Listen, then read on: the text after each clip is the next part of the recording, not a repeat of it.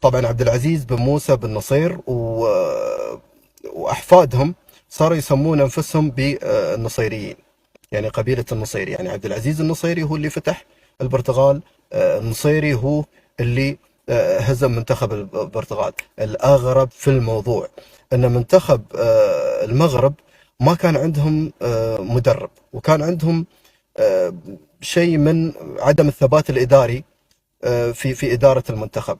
والرقراقي مسك المنتخب في فتره بسيطه وسوى حمله كبيره على